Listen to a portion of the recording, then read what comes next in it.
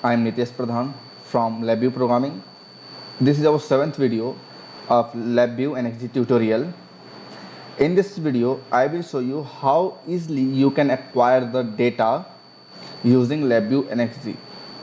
Okay, if you will use the LabVIEW NXG, so you can acquire and store your data very easily, okay, and very quickly. So I am going to demonstrate you, and definitely you will enjoy. So come into the file, click a new VI. Now close. This is your working platform of LabVIEW NXG, and this is function.gvi. I am going to close this program, discard here. Now you will find this new, click on the new, you will get this VI, camera, analog input, analog output, counter input, counter output, digital input, output, G type, class and others applications. So only click on the analog input, and now see the magic. Data acquisition has been started. Okay. Now look at here. The channel is here. This one is channel and this one is task. In this channel, the input 0. Okay, the name input 0. We are acquiring the voltage here, and this is my NI MIDAC analog input 0.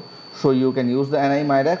So that means you can use, if you are able to use NI MIDAC, so you can use any kind of the DAC device to acquire the data. Now I am going to acquire data using the PCI card PCI 6221. I had configured using the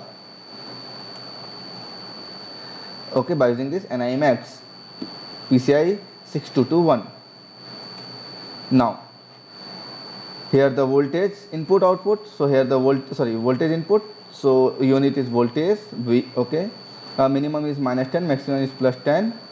So now if you want to save your data, so click here and record.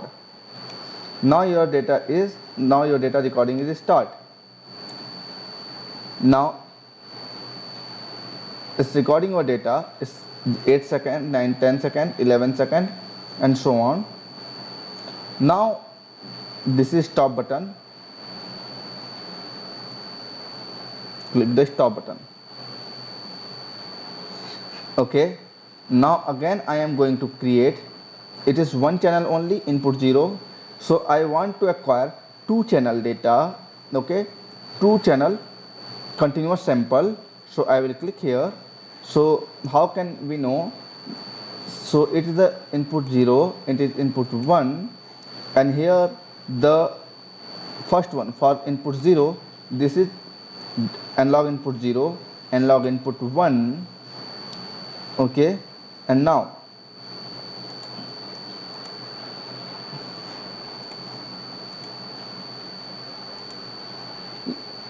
look at here.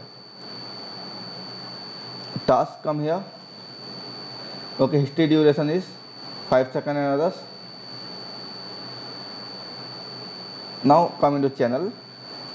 Here timing configuration is a reference differential. Okay, so by default we are taking the differential mode, and the coupling is the DC coupling concepts. Now click here and start recording.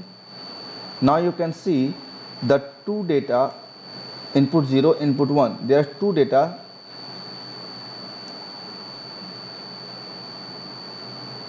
We are acquiring 2 voltage.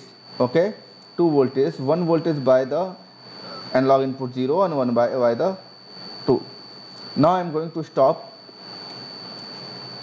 Okay, now I will show you how can you store your data. To store your data, come into the file and save all. Okay, and log